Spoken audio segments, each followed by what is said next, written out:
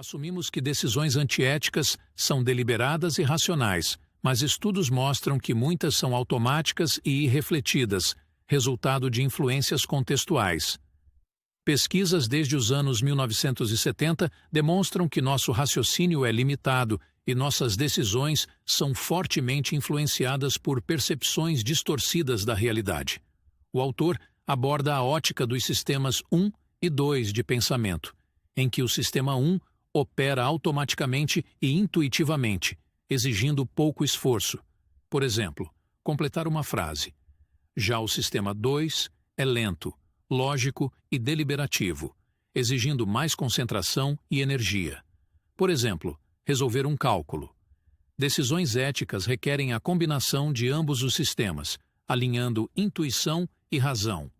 De Michele também apresenta a metáfora do jóquei e o elefante, em que o jóquei representa a razão, é explícito e deliberativo, e o elefante representa a intuição, reage instantaneamente, dominando o jóquei na maioria das decisões. Outro tópico interessante em que podemos nos aprofundar são as heurísticas e vieses cognitivos, sendo as heurísticas atalhos cognitivos usados pelo sistema 1 para decisões rápidas, úteis, mas podem levar a erros sistemáticos. Nessa temática, devemos observar com atenção quanto à heurística da disponibilidade, em que se baseia na avaliação da probabilidade de eventos com base na facilidade de lembrar de exemplos similares, o que pode distorcer percepções de risco. Ao analisarmos os resultados da pesquisa Os Perigos da Percepção, do Ipsos Morris Institute de 2015, podemos constatar os seguintes dados. 25 mil pessoas de 33 países foram entrevistadas sobre a porcentagem de imigrantes em seu país. No Brasil, a média estimada pelos entrevistados foi de 25%, enquanto o percentual real é de apenas 0,3%. O Brasil ficou na terceira posição no índice de ignorância, indicando grande discrepância entre percepção e realidade. Um outro ponto em que podemos direcionar nossa atenção é sobre os diferentes vieses cognitivos comuns e suas implicações éticas. O viés do narcisismo ou do benefício próprio aponta a tendência a analisar e recordar situações que nos favorecem.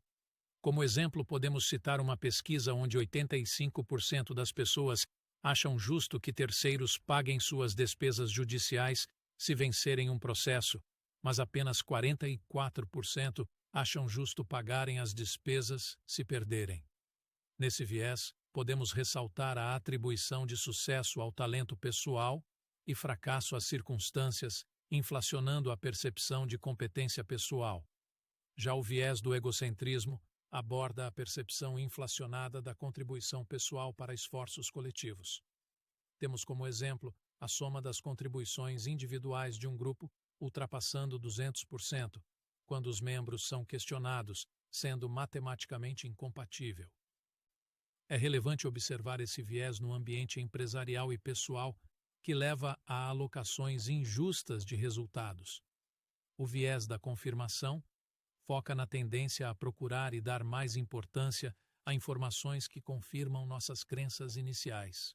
Como, por exemplo, uma pesquisa demonstra a força desse viés no aspecto neurológico, em que a ressonância magnética funcional, fMRI, mostra a inatividade do córtex pré-frontal dorsolateral durante avaliações de declarações políticas contraditórias.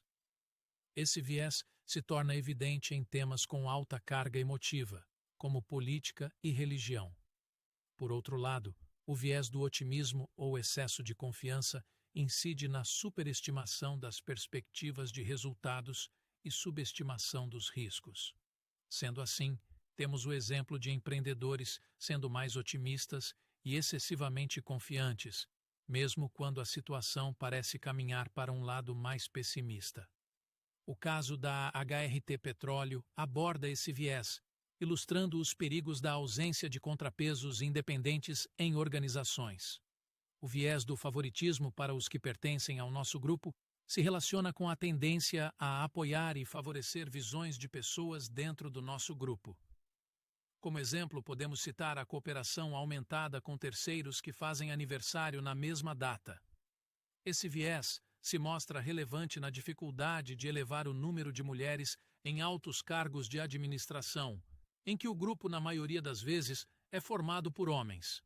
Finalizando, temos o viés do desconto excessivo no futuro, que aborda a preferência desproporcional pelo benefício imediato em relação ao benefício futuro. Um exemplo para esse viés seria preferir R$ 1.000 agora a R$ 1.190 em um ano. Em uma escala aumentada, esse tipo de atitude tem ocasionado impactos negativos duradouros no meio ambiente e sustentabilidade.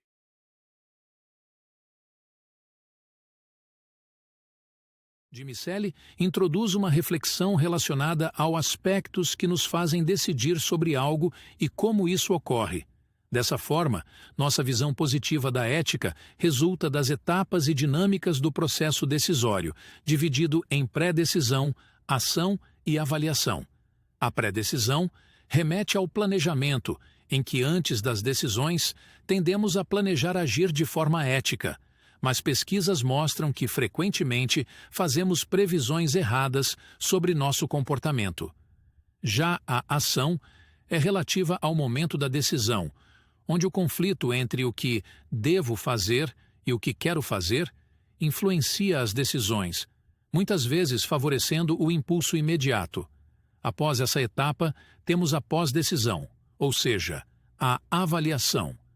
Podemos destacar que é nesse momento em que não é difícil ocorrer uma dissonância cognitiva resultante da contradição entre intenções éticas e comportamento real, que pode levar a racionalizações e desengajamento moral.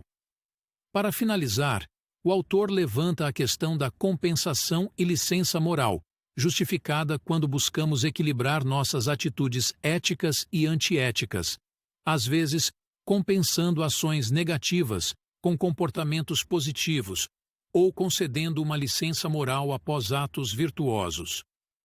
Sendo assim, por meio dos aspectos citados anteriormente, são destacadas a superestimação da conduta ética, a limitação da racionalidade humana, a influência de vieses cognitivos nas decisões e a dinâmica do processo decisório humano.